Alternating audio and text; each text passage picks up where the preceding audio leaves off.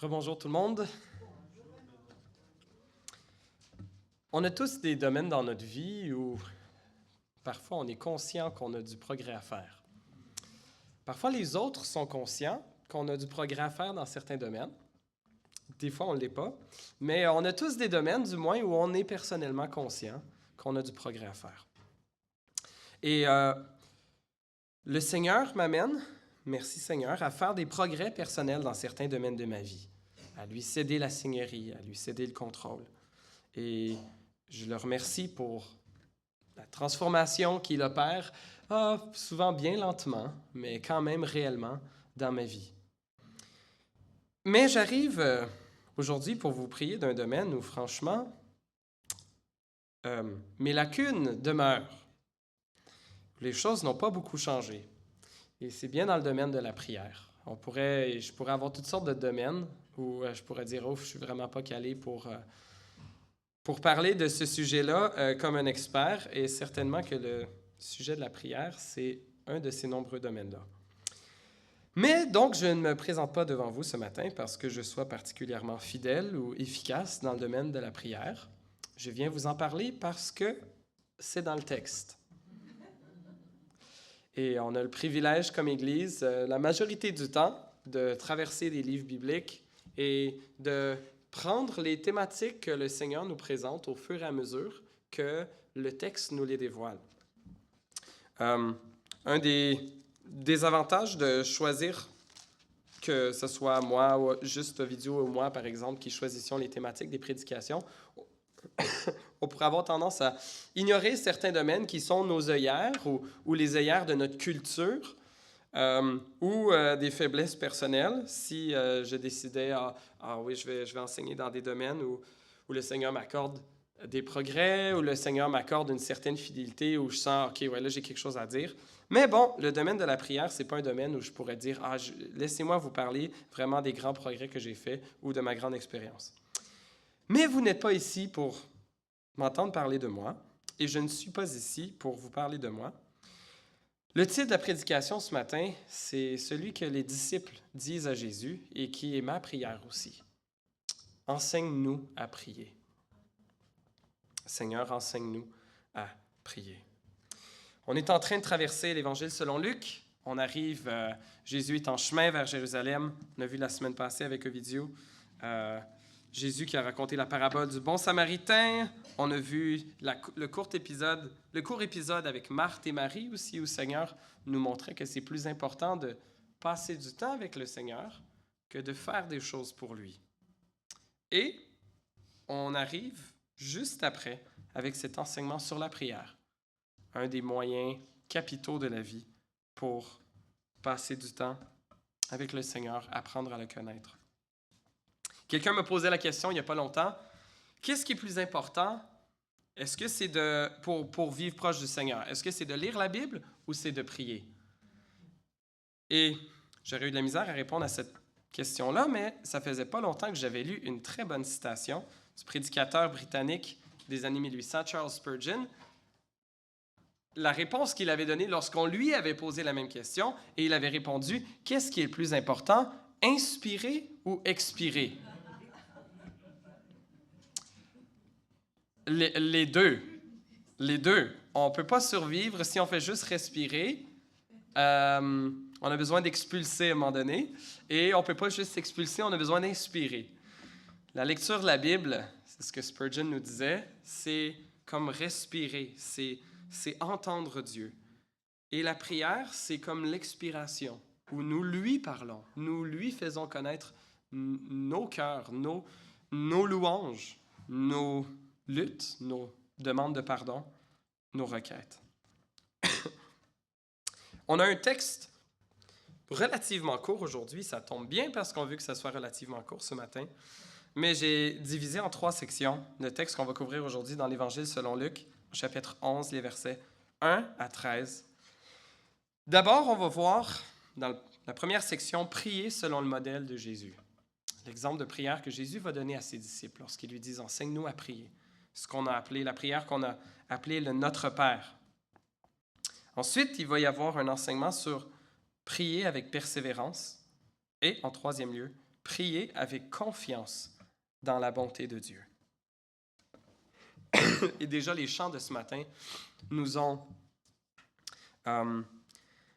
remplis de ces réflexions, de ces considérations de qui Dieu est, qui nous sommes, comment nous pouvons aller à lui avec nos prières. Tout particulièrement avec le dernier chant. Merci à Jean-François et Isabelle, puis au Seigneur qui l'a inspiré à Jean-François avec beaucoup de travail à travers... ça fait combien d'années que tu avais écrit le chant au début, là? 4 ans, puis tu en as fait une genre de nouvelle mouture dans les derniers mois. Ouais.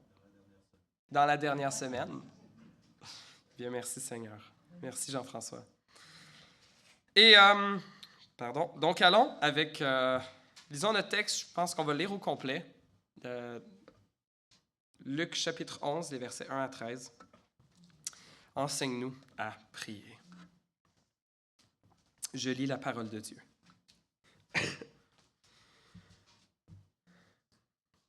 Jésus priait un jour dans un certain endroit. Quand il eut fini, un de ses disciples lui dit, « Seigneur, enseigne-nous à prier, tout comme Jean l'a enseigné à ses disciples. » Jésus leur dit, « Quand vous priez, dites, « Père, que la sainteté de ton nom soit respectée, que ton règne vienne. Donne-nous chaque jour notre pain quotidien. Pardonne-nous nos péchés, car nous aussi nous pardonnons à toute personne qui nous offense, et ne nous expose pas à la tentation. » Il leur dit encore, « Supposons que l'un de vous ait un ami, et qu'il aille le trouver au milieu de la nuit pour lui dire, « Toc, toc, toc, toc, mon ami, prête-moi 3 pains, car un de mes amis est arrivé de voyage chez moi et je n'ai rien à lui offrir. » Supposons que de l'intérieur de sa maison, cet ami lui réponde, « Ne m'ennuie pas, la porte est déjà fermée, mes enfants et moi sommes au lit, je ne peux pas me lever pour te donner du pain. » Je vous le dis, même s'il ne se lève pas pour les lui donner parce que c'est son ami, il se lèvera à cause de son insistance et lui donnera tout ce dont il a besoin. Et moi, je vous dis, demandez et l'on vous donnera. Cherchez et vous trouverez. Frappez et l'on vous ouvrira. En effet, tous ceux qui demandent reçoivent. Celui qui cherche trouve. Et l'on ouvrira à celui qui frappe.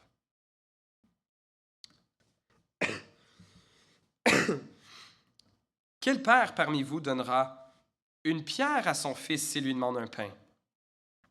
Ou bien s'il demande un poisson, lui donnera-t-il un serpent au lieu d'un poisson? Ou bien s'il demande un œuf, lui donnera-t-il un scorpion? Si donc, mauvais comme vous l'êtes, vous savez donner de bonnes choses à vos enfants, le Père céleste donnera d'autant plus volontiers le Saint-Esprit à ceux qui le lui demandent. Amen. Que Dieu bénisse sa parole. Prions. Seigneur, j'ai besoin d'apprendre à prier. Nous avons besoin d'apprendre à prier. Et nous te le demandons dans ce texte, Seigneur, et par ton esprit qui nous parle à travers ta parole. Enseigne-nous à prier, car nous avons besoin de toi. Dans le nom de ton Fils Jésus. Amen. Tout d'abord, on a cet encouragement, cette leçon à prier selon le modèle de Jésus, dans les versets 1 à 4. Jésus avait l'habitude d'aller prier régulièrement. On l'a vu à quelques reprises, souvent Luc le mentionne en 1 verset ou en 2 versets, les autres évangélistes aussi. Jésus se retirait souvent loin des foules et des exigences du ministère pour aller communier avec Dieu, son Père céleste. Jésus était accaparé par toutes sortes de demandes, toutes sortes de personnes qui venaient vers lui, des gens qui voulaient l'entendre enseigner, des gens qui voulaient être guéris par lui, des gens qui voulaient que Jésus guérisse leurs bien-aimés, ou il y avait des gens qui étaient possédés d'esprits impurs, qui voulaient que Jésus chasse les mauvais esprits, ou même d'autres personnes venaient avec Jésus parce qu'ils cherchaient un moyen de le piéger. Ils cherchaient une faute en lui pour être capable de l'accuser. Jésus est probablement celui qui aurait pu être le plus occupé et qui aurait fait le plus de bien dans toutes ses occupations. Pourtant, Jésus n'a pas passé son temps à travailler sans arrêt. Non seulement parce qu'il était humain et que c'est humainement impossible de travailler 24 heures sur 24, 7 jours sur 7, éventuellement, on meurt si on essaie de faire ça. Le Seigneur nous a créés avec une certaine faiblesse humaine qui nous rend dépendants de lui et qui nous rappelle que nous ne sommes pas Dieu. Mais Jésus savait qu'il avait besoin de communier avec son Père s'il voulait être efficace dans son ministère et s'il voulait probablement se garder des tentations que le diable aimait jeter sur son chemin.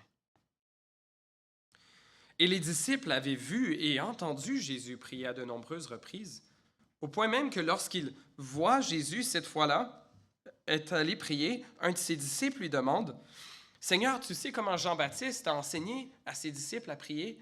Bien, toi aussi, enseigne-nous. Enseigne-nous à prier comment toi tu pries. » Et Jésus acquiesce avec joie. Il leur a donné ce modèle de prière qu'on retrouve dans l'Évangile selon Matthieu dans une forme un peu plus longue, un peu plus complète, et ici dans l'Évangile selon Luc d'une façon un peu raccourcie. La version que j'utilise, la traduction de la Bible que j'utilise, la seconde 21, a quasiment toute la version de Matthieu qui est comblée par des crochets, parce que dans certaines des versions, certains des anciens manuscrits, ce qui manquait de la prière de Matthieu a été probablement rajouté par des scribes qui disaient « Ah, les scribes d'avant, ils ont raté des bouts, voyons donc, on connaît cette prière-là, on l'a pris régulièrement. » Et se sont dit, soit par erreur, on reproduit la prière qu'ils connaissaient par cœur de l'Évangile selon Matthieu, ou se disait, ça n'a pas de bon sens. Les autres scribes ont dû échapper quelque chose avant et cherchent à compenser pour ceux d'avant. De sorte que ceux qui étudient les manuscrits sont pas mal certains que toutes les sections qui sont en crochet ne sont pas originales de l'Évangile de Luc, mais auraient été rajoutées. Et donc, je vais essayer de me fier à la version de l'Évangile de Luc pour notre texte aujourd'hui, puis en plus, on veut que ça soit plus court. Alors, prier selon le modèle de Jésus, il y a 6 éléments que j'ai ressortis de ça pour notre premier point.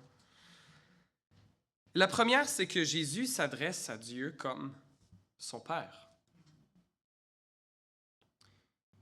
Dans le mystère de la Trinité, la Bible dans son entier nous enseigne que Dieu existe depuis toujours, un seul Dieu unique, un seul être, mais qui existe en 3 personnes éternellement divines, coexistantes et distinctes, le Père, le Fils et le Saint-Esprit, qui ont existé de toute éternité, mais qui forment un seul Dieu.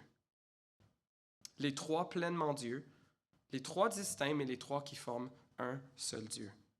Et Jésus, avant son incarnation, existait de toute éternité avec son Père. Et la relation que la Bible nous donne entre ces 3 personnes, ou les distinctions qu'on a, les noms qui leur sont donnés, sont en général le Père, le Fils et le Saint-Esprit. Jésus était le Fils, la parole éternelle de Dieu qui est devenue chair, qui est venue habiter parmi nous. Mais il avait cette relation avec son Père. Et on a vu déjà à 2 reprises dans l'Évangile selon Luc que Dieu parle du haut du ciel au baptême de Jésus et également lors de la transfiguration et qu'il dit « Celui-ci est mon fils bien-aimé. Tu es mon fils bien-aimé » ou « Celui-ci est mon fils bien-aimé. » Une relation unique que Dieu n'a avec personne d'autre qu'avec son Fils éternel. Et pourtant, Jésus nous invite dans cette relation avec son Père pour que lui aussi devienne non seulement le Père de notre Seigneur, mais aussi notre Père céleste. C'est déjà une facette de Dieu qui était présente dans l'Ancien Testament, mais qui n'était pas première ou prioritaire dans la relation des Israélites avec leur Dieu, le Dieu de l'Alliance. Mais Jésus en fait ici, maintenant, par la foi en lui, le nouvel élément cardinal qui oriente notre relation avec le Dieu créateur. Et certains d'entre nous avons eu des relations complexes avec leur Père terrestre, soit qu'ils ne l'ont pas connu, parce qu'il est décédé dans leur jeune âge ou avant leur naissance, ou qu'ils ont été abandonnés, ou qu'ils ont une relation difficile avec leur Père. Pour certains d'entre nous, ça peut être difficile de considérer Dieu comme Père avec le bagage qu'on porte de notre Père terrestre ou de notre Père adoptif. Le Seigneur n'est pas un Père de la même façon que nos pères ont été limités ou pécheurs. Dieu, le Père, est le Père idéal, le Père parfait. Contrairement à nos pères qui étaient parfois absents, le bon Père céleste est et sera toujours présent à nos côtés. Contrairement à nos pères qui ne nous comprenaient pas toujours si bien, lui nous comprend toujours. Contrairement à nos pères qui n'étaient pas toujours disponibles émotionnellement pour nous écouter, lui est toujours prêt à nous écouter, à nous consoler, à nous relever et également, lorsque nécessaire, aussi nous reprendre avec douceur et fermeté. La relation avec Dieu comme Père n'est pas comme une relation avec un patron qui peut...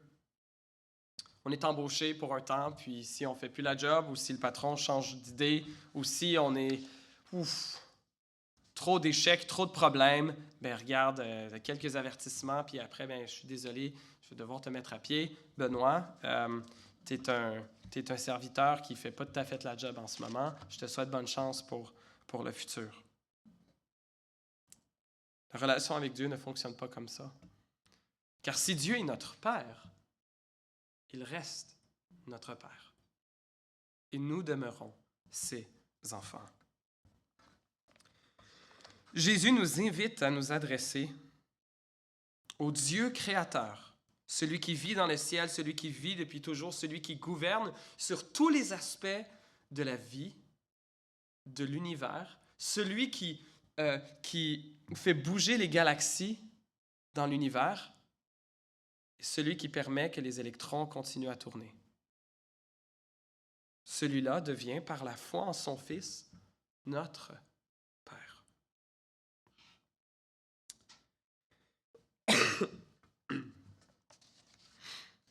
Et c'est dans cette capacité de Père que nous pouvons venir devant Dieu et lui ouvrir nos cœurs, lui comme Père parfait. Jésus nous dit ailleurs, dans Jean 14, 13 et 14, il nous dit « Tout ce que vous demanderez en mon nom, je le ferai, afin que la gloire du Père soit révélée dans le Fils. » Il dit aussi, il répétait ensuite encore « Si vous demandez quelque chose en mon nom, je le ferai. » Qu'est-ce que ça veut dire de prier au nom de Jésus? Eh bien, ça réfère aux profondes réalités théologiques qui nous unissent comme chrétiens à Jésus.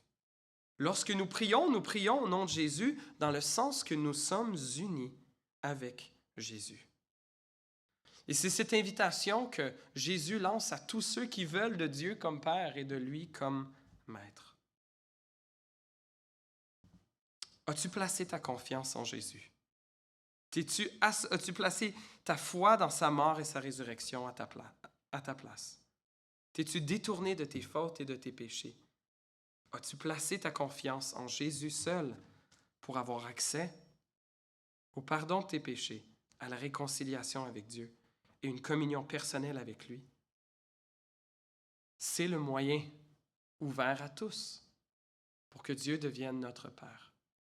C'est souvent on a cette illustration qui revient, ce gouffre par lequel nos péchés nous séparent de Dieu. Un gouffre que, dans toute notre bonté, nous pouvons, le pire des pécheurs ne fera que rouler en bas du gouffre et Et le meilleur athlète olympique pourra faire un saut en longueur de 9 mètres. Pour combler le gouffre immense qui nous sépare de Dieu, il fallait que Dieu crée un pont pour se rendre à nous. C'est ce que Jésus a fait par sa croix. A comblé ce gouffre pour ouvrir le chemin. Et tous ceux qui viennent au Père par lui ont accès à Dieu comme leur Père. Cette invitation est valide pour tous ceux qui sont ici et pour tous nos bien-aimés, s'ils sont prêts à placer leur foi dans le Seigneur Jésus. Prier au nom de Jésus, nous dit Tim Keller, c'est essentiellement de recentrer notre relation avec Dieu sur l'œuvre de salut en Jésus, encore et encore. Ça signifie aussi de reconnaître notre statut comme enfant de Dieu, peu importe notre état intérieur. Le Seigneur Jésus nous invite à prier, à nous adresser à Dieu comme Père. Nous avons une nouvelle relation avec Dieu. Nous pouvons nous approcher de lui en toute confiance. Ça va aller plus vite maintenant. Deuxièmement, que ton nom soit sanctifié. Le Seigneur Jésus nous invite à nous adresser à Dieu comme Père, mais ensuite, ne pas arriver tout de suite avec nos demandes, avec nos requêtes, avec « Seigneur, j'ai une liste d'épicerie de demandes, j'aurais besoin que tu fasses ceci, ceci, ceci, ceci, ceci pour moi. » Et certains d'entre nous traitons la prière comme ça, ou certains d'entre nous avons peu de goût de prier parce que nous ne voulons pas traiter la prière comme ça. Mais le Seigneur Jésus nous invite à prier que le nom de Dieu soit sanctifié. De commencer, non pas avec nos priorités, mais avec les priorités de Dieu. Cette phrase est à la fois, je ne sais pas exactement ce que Jésus avait en tête, s'il voulait que ce soit une prière d'adoration, de reconnaître la grandeur, la beauté, la majesté de Dieu, son nom, qu'il soit déclaré saint, que tous reconnaissent sa sainteté. Je pense que c'est peut-être à la fois une prière d'adoration et une requête, un recadrage de nos requêtes, que sa gloire rayonne d'abord. Nous reconnaissons la grandeur et la bonté de celui qui nous accueille dans sa présence. Troisième phrase, que ton règne vienne. Et comme Matthieu le rajoute ensuite, ou comme c'est rajouté dans Matthieu, que ta volonté soit faite sur la terre comme au ciel. Avant d'apporter nos propres requêtes que Dieu veut entendre, parce que Jésus va les mentionner, Dieu veut entendre nos requêtes. Il nous appelle à partager ses requêtes, ses priorités, que son règne vienne, que son règne s'établisse sur la terre comme au ciel. Et certains d'entre nous, on a peut-être tendance à prier ou à ne pas prier parce que c'est « Seigneur, que mon règne vienne ». On a tendance à vouloir prier ou à désirer notre volonté et notre règne. Et je pense que c'est parfois ce qui nous empêche de prier. Nous voulons notre volonté et nous savons que la prière authentique va défier nos priorités. Je sais que si je m'approche de Dieu et que je viens prier authentiquement, que je lui livre mon cœur et que je prie que ta volonté soit faite, que ton règne vienne, mais je sais que mes priorités passent en second lieu. Et parfois, je n'ai pas le goût que mes priorités passent en second lieu. La preuve, comment je vis ma vie. Seigneur Jésus, dans ce modèle de prière, nous rappelle notre besoin des priorités célestes, de considérer les priorités de Dieu, son règne, avant notre règne, et même pas notre règne, ma vie à ton service, Seigneur. Quatrièmement, donne-nous chaque jour notre pain quotidien, notre pain de ce jour, notre pain nécessaire. Au Canada, en 2022, peut-être une des seules choses qu'on pense à propos de la nourriture, c'est le prix de l'inflation. L'inflation, la nourriture, le prix qui monte. Voyons donc. On peut blâmer ceci, cela. C'est sûr que la situation économique mondiale, la guerre en Ukraine contribue à cela. mais souvent notre préoccupation par rapport à la nourriture, c'est qu'est-ce qu'on va préparer ou qu'est-ce que je vais devoir préparer ou il faut qu'on aille faire l'épicerie. Pour certains, ça peut être un enjeu financier par contre. Pour plusieurs d'entre nous, merci Seigneur, ce n'est pas le cas. Mais ce n'est pas nécessairement une garantie. Et dans l'histoire humaine, cette prière était une expression de dépendance importante pour la nourriture quotidienne. Et chers amis, on gagne à le prier encore aujourd'hui. Si ce n'est que pour se rappeler que si nous avons de la nourriture, c'est parce que Dieu nous l'accorde.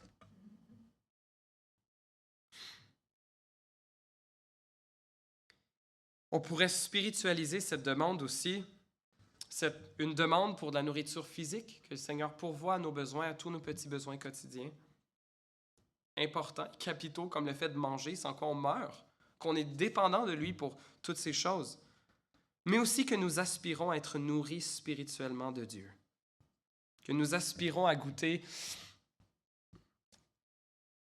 au pain de vie, à Jésus, qui nous a dit qu'il était le pain de vie venu du ciel, que nous avions besoin de manger son corps, c'est-à-dire que nous avions besoin de placer notre espoir en lui. Et nous avons besoin d'être nourris spirituellement chaque jour. Une autre chose à propos de cette demande, c'est que de la même façon que Jésus, dans le désert avec les Israélites, à leur sortie d'Égypte, leur donnait de la manne, la quantité qu'ils avaient besoin pour ce jour-là. Il ne leur donnait pas pour une semaine ou pour 2 semaines. Comme certains d'entre nous, on fait l'épicerie, on va faire l'épicerie, on remplit pour la semaine ou plus, ou on y va, on en a assez pour quelques jours. Le Seigneur nous apprend cette dépendance quotidienne envers lui. Car Dieu ne nous donne pas aujourd'hui les grâces pour demain. Dieu répond à nos besoins au jour le jour, et non une fois pour toutes. Un auteur disait, nous ne pouvons accumuler ses bienfaits et nous couper ensuite de la communion avec lui. Quand nous sommes à bout de force, demandons-nous depuis combien de temps nous ne sommes plus venus Quand nous sommes à bout de force, demandons-nous depuis combien de temps nous ne sommes plus venus nous approvisionner à la source. Oui, Seigneur, donne-nous chaque jour notre pain quotidien. 5e, pardonne-nous nos péchés, car nous aussi nous pardonnons à toute personne qui nous offense. Pardonne-nous nos péchés. Le Seigneur nous invite à faire cette prière, à confesser nos péchés à tous les jours. Car nous continuons, et tant que nous serons dans ce corps, de ce côté-ci de la mort, nous continuerons à pécher chaque jour. Mais si nous demandons pardon au Seigneur Jésus pour nos péchés, que nous faisons de lui le maître de notre vie, est-ce que nos péchés ne sont pas pardonnés une fois pour toutes? Oui, ils le sont. Mais nous avons besoin d'expérimenter la restauration de la relation avec le Seigneur. Lorsque nous péchons volontairement ou involontairement, que nous en prenons conscience, nous pouvons ressentir cette distance relationnelle avec notre Père qui nous a tant aimés et que, bien souvent, nous échouons à l'aimer comme lui nous a aimés. Pardonne-nous nos péchés. Nous pouvons revenir avec cette demande et nous savons que le Seigneur prend plaisir à le faire à cause de ce que Jésus a accompli à la croix en versant son sang pour nous racheter. Ce n'est pas que nous avons besoin de plaider avec tant de niveaux de sincérité ou tant de niveaux d'autoflagellation et de lacération physique ou émotive. Le Seigneur prend plaisir à pardonner nos péchés à cause du sang de Jésus, à chaque fois que nous le lui demandons et que nous nous repentons de nos péchés. Or, le Seigneur Jésus rajoute quelque chose d'autre ici. Il ne fait pas juste dire « pardonne-nous nos péchés », il dit « car nous aussi nous pardonnons à toute personne qui nous offense ». Et c'est peut-être que ça peut nous poser problème aussi. Tout d'abord, on se dirait, est-ce que le pardon de Dieu est conditionnel au fait que moi, je pardonne aux autres? Est-ce que c'est ça qui débloque le pardon divin? Non, ce n'est pas le cas. C'est la foi en Jésus. qui nous procure le pardon. En Colossiens 3,13, l'apôtre Paul le met un peu à l'envers et dit « De même que Christ vous a pardonné, pardonnez-vous aussi. » Jésus nous invite à réfléchir. Est-ce que nous vivons dans cette conscience, cette réalisation du pardon de Dieu qui se déverse aussi dans nos relations horizontales, dans du pardon accordé également? Le fait que nous pardonnions également à ceux qui nous offensent est ici capital pour goûter à la plénitude du pardon divin. Et même, on pourrait dire que le refus de pardonner aux autres révélerait que nous n'avons pas compris grand-chose au pardon qui nous est pourtant nécessaire. Lorsque nous goûtons à la joie d'être pardonnés par Dieu, à l'émerveillement, à cet espoir, nous trouvons la capacité par Dieu de pardonner aux autres. Cher ami, est-ce que tu gardes de la rancune dans ton cœur envers quelqu'un, envers un parent,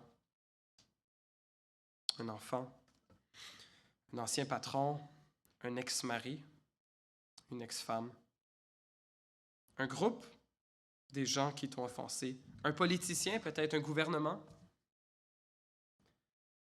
Que dirions-nous si Dieu nous traitait comme nous traitons les autres en refusant de pardonner? Le Seigneur Jésus nous rappelle l'importance de pardonner aux autres comme lui nous pardonne. Et lorsque nous pardonnons, nous imitons l'attitude même du Dieu que nous prions. Dernière requête, ne nous expose pas à la tentation, mais délivre-nous du mal. Alors ça, c'était tiré de Matthieu. Ne nous expose pas à la tentation. Ce n'est pas que Dieu nous tente. Je pense que c'est dans Jacques que ça dit Dieu ne nous tente pas, il ne tente personne. Mais on a cette demande de prière, Seigneur, aide-moi à marcher dans la sainteté. Seigneur, garde-moi du mal. Ne permets pas que je sois tenté au-delà de mes forces, et nous avons cette promesse que nous ne le serons jamais, dans 1 Corinthiens 10, 13. Nous avons besoin de l'aide du Seigneur pour faire le bien, et il veut nous équiper pour le faire. Par cette prière, ne nous expose pas à la tentation. Et comme dit Jésus dans Matthieu, mais délivre-nous du mal. Délivre-nous du mal extérieur, mais peut-être plus important, délivre-nous du mal intérieur. Délivre-nous du malin, des attaques de l'ennemi qui pourraient nous mener loin de Dieu. Oui. Père, que ton nom soit sanctifié, que ton règne vienne. Donne-nous chaque jour notre pain quotidien. Pardonne-nous nos péchés, car nous aussi nous pardonnons à toute personne qui nous offense. Et ne nous expose pas à la tentation. Amen. Nous avons dans cette prière un modèle, un exemple, que nous pouvons prier comme tel ou qui peut servir de base de prière pour nous. Deuxième section, on voit Jésus, un enseignement sur l'importance de prier avec persévérance. Et il raconte cette petite parabole d'un un voyageur qui arrive chez son ami qui avait voyagé de soir, de nuit, probablement parce que c'était pour éviter les grandes chaleurs du jour. Il arrive chez son ami très tard et tout le monde dormait. Toc, toc, toc, toc. « Hey Benoît, je voyageais, puis je me suis dit que je viendrais coucher chez toi. »« Ah oui, bien sûr. Entre. On arrange un lit vite. OK, laisse-moi voir qu'est-ce que j'ai à manger. » Et dans les cultures orientales, l'hospitalité est vraiment importante. Il y a beaucoup d'honneur à exercer l'hospitalité comme il faut. Il y a beaucoup de honte si on n'est pas capable d'exercer l'hospitalité comme il faut. Et donc, la personne ouvre son garde-manger et la prière, Seigneur, donne-moi du pain pour aujourd'hui. Il m'en reste plus pour aujourd'hui. Et Hey, qu'est-ce que je vais faire? Faire quelque chose qu'on ne fait plus vraiment aujourd'hui. On va demander aux voisins. Hey, qu'est-ce qu'on ne fait pas aujourd'hui? Hey, j'ai besoin d'une tronçonneuse, j'ai besoin d'une nouvelle tondeuse, j'ai besoin d'un nouveau gros outil qui coûte des centaines de piastres. Je pourrais peut-être demander à mon voisin. Non, je ne vais pas demander à mon voisin. Fou! Je vais aller l'acheter. Ah, ça coûte bien cher. Ben là, en tout cas, à l'époque, on pouvait demander de l'aide à ses voisins. Incroyable! Incroyable. Donc là, l'autre qui reçoit son ami, il va cogner chez son voisin. Toc, toc, toc, toc, toc, toc. Toc, toc, toc, toc, toc, toc. Gérard! Gérard, es-tu là? Toc, toc. Wow, on est en Palestine, là. C'est un jeu fait. Simon! Simon, es-tu là? Oh, ouais, je suis couché avec les enfants. Qu'est-ce qu'il y a? J'ai un ami qui vient d'arriver, là. J'ai besoin de pain. Il faut que je lui donne. On est couché. On est couché, toute la famille. Toc, toc, toc, toc. Non, non, non, non. Regarde, j'ai vraiment besoin. Je te laisse pas te recoucher tant que tu me donnes pas du pain. Ah. Donc là, Simon, d'accord. Il probablement se lève, va ramasser quelques miches de pain, va le donner à son ami. Pas parce qu'il avait le goût d'être généreux, mais parce que son ami était tellement insistant et qu'il n'allait pas le laisser dormir, lui et ses enfants, s'il n'accordait pas sa requête. Et Jésus nous dit, vous aussi, vous pouvez demander à Dieu de cette façon-là. Vous pouvez demander avec insistance. Et il dit, le mot qu'il utilise, au verset 8 qui est intéressant, il dit, je vous le dis, même celui qui doit se lever, s'il ne se lève pas pour les lui donner parce que c'est son ami, il se lèvera à cause de son insistance. Et le mot qui ici, on pourrait le traduire par son impudeur ou son effronterie. C'est pas un bon mot, là. L'autre, il est rendu effronté. Il est rendu... il est plus gentil envers son ami. Puis Jésus, il dit, même si l'autre, il répond à cause de l'effronterie de son ami, Dieu vous aime. Il est votre Père. Il prend plaisir à répondre à vos prières et prendre soin de vous. Il dit 3 fois ou même 6 fois dans les versets 9 et 10, peut-être avec une genre d'escalade, demandez et l'on vous donnera. Cherchez et vous trouverez. Frappez et on vous ouvrira. Il le répète à l'envers, en effet, tous ceux qui demandent reçoivent, celui qui cherche trouve, et l'on ouvrira à celui qui frappe. La persévérance, qui peut être synonyme de hardiesse dans la prière, n'a pas pour but de triompher de l'insensibilité de Dieu, mais de la nôtre, nous dit un théologien. Bien souvent, nous n'osons pas demander à Dieu parce que nous manquons de persévérance. Nous arrêtons de demander parce que nous manquons de persévérance. Osez demander avec foi, avec persévérance, dans l'attente d'une réponse positive. C'est évidemment à équilibrer avec le fait que nous savons que Dieu sait mieux que nous quoi nous donner. Et on pourrait, sans le savoir, demander quelque chose qui serait mauvais pour nous ou pour des gens qu'on aime. Ou des fois, on demande la fin d'une épreuve et le Seigneur permet qu'elle demeure pour nous façonner, pour nous faire grandir. Le Seigneur ne manque pas de répondre à nos prières, particulièrement quand nous prions selon sa volonté. Et bien souvent, nous manquons de foi, nous manquons de désirer les choses de Dieu. David Platt mentionnait que cette réalisation va révolutionner nos prières, que le but principal de la prière n'est pas d'obtenir quelque chose, c'est de connaître quelqu'un. Le Seigneur ne nous a pas tant donné la prière pour obtenir des choses, mais pour le connaître.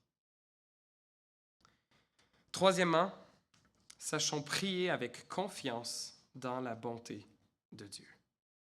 Jésus nous dit, donne 3 exemples de père. Encore cette métaphore du père. Si mon fils, par exemple, me demandait du pain que je lui donnerais une pierre. Tiens, haha, c'est très drôle.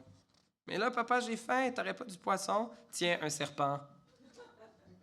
Oh non, papa, t'aurais pas un œuf? Tiens, un scorpion. Ben non! Faudrait être vraiment, vraiment fou. Il y aurait de quoi peut-être faire un signalement à la protection de la jeunesse si un père traitait ainsi son enfant, puis que c'était pas en blague, puis c'était pas un serpent, un scorpion en plastique, ou je sais pas. On pourrait mettre toutes sortes de choses. Mais c'est de base que les parents, on veut prendre soin de nos enfants, on leur donne à manger. Et le Seigneur nous dit, si donc, mauvais comme vous l'êtes, vous savez donner de bonnes choses à vos enfants. Jésus, c'est pas très gentil. Je suis pas comme si mauvais. Oui, je suis pas le meilleur père du monde, là, mais je suis pas si terrible. Mais le Seigneur, il nous rappelle que dans notre nature même, nous sommes mauvais. Nous sommes créés à son image, oui, et il y a une partie, et cette image demeure en nous, mais elle est altérée, elle est tordue, elle est souillée, elle est polluée par la nature pécheresse qui est en nous depuis que nos premiers parents ont péché. Et nous sommes fondamentalement à la fois à l'image de Dieu et mauvais depuis la chute. Jésus ne veut pas dire qu'on n'est pas pardonné ou que nos prières ne peuvent pas être entendues, mais que le mal va continuer à polluer tout ce que nous faisons jusqu'au jour de notre mort. Mais pourtant, nous savons donner des bonnes choses à nos enfants. Alors, si nous qui sommes mauvais, nous pouvons prendre bien soin de nos enfants, à combien plus forte raison notre bon Père céleste ne nous donnera-t-il pas de bonnes choses à ses enfants qui le lui demandent? Et ce qui est intéressant aussi, c'est que Jésus ne dit pas des bonnes choses ici.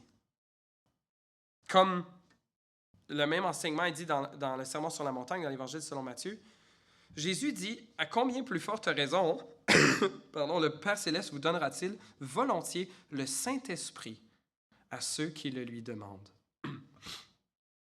Pourquoi le Saint-Esprit?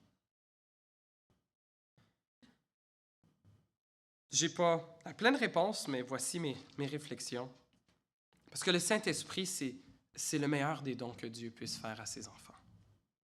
C'est celui d'un consolateur, d'un défenseur qui vient habiter en nous et nous lie à jamais avec Jésus.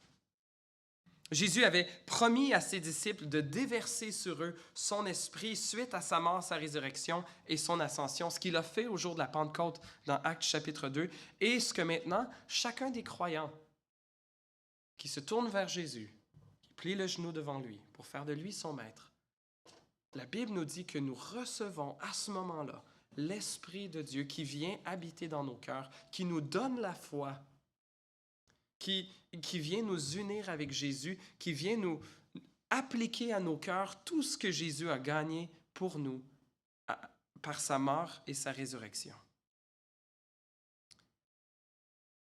De sorte que tous les enfants de Dieu sont maintenant habités de son esprit et nous pouvons demander encore plus du Saint-Esprit, pas dans le sens que nous avons juste une goutte et que c'est comme une rivière qui peut venir plus, mais qu'il est déjà présent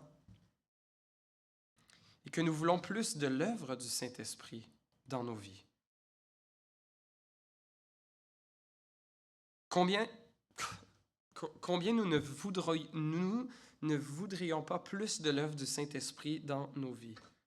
Le Saint-Esprit est celui qui ouvre les yeux des pécheurs pour que nous comprenions et croyions l'Évangile.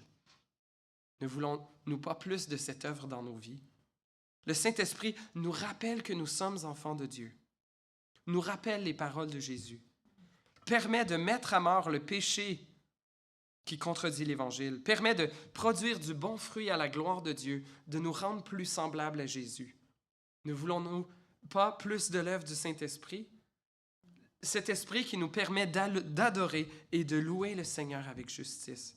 Cet esprit qui prie même en nous lorsque nous sommes trop indisciplinés ou brisés pour le faire.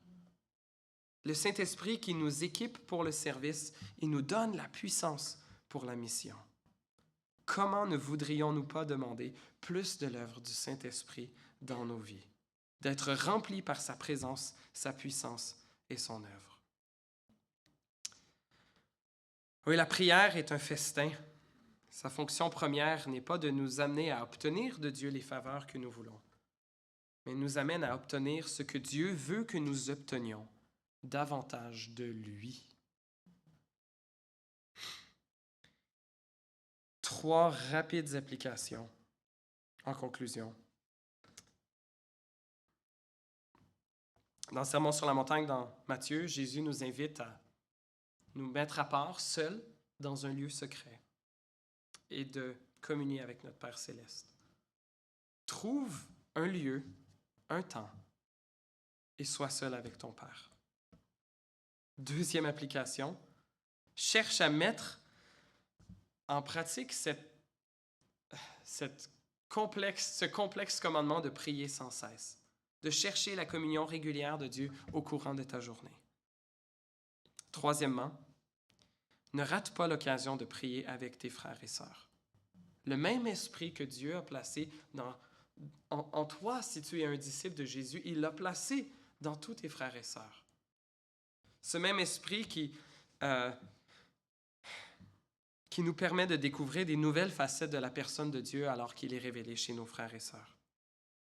Aie quelqu'un, une ou quelques personnes avec qui tu partages tes joies, tes peines, tes requêtes, pour prier avec cette personne. Je t'encourage à considérer participer aux réunions de prière de l'Église les mercredis. Et dernièrement, de profiter des occasions impromptues. Quand quelqu'un te fait connaître un besoin, pourquoi ne pas prier là tout de suite, ensemble? Mettons à part un lieu et un temps, chacun d'entre nous. Cherchons à prier sans cesse au courant de notre journée, notre semaine. Et ne ratons pas l'occasion de prier avec nos frères et nos sœurs. Prions pour terminer. Oui, Seigneur, nous avons besoin que tu nous enseignes à prier, selon le modèle que Jésus nous a donné. Nous avons besoin d'apprendre à prier avec persévérance, Seigneur. Pardonne-moi pour ma lâcheté, pour ma petite foi. Et apprends-nous, Seigneur, à prier avec confiance dans ta grande bonté, toi, notre Père céleste. Merci que tu ne nous invites pas dans ta présence avec honte de ne pas le faire suffisamment, mais tu nous accueilles comme un Père heureux d'accueillir ses enfants. Grâce te soit rendue dans le nom de Jésus.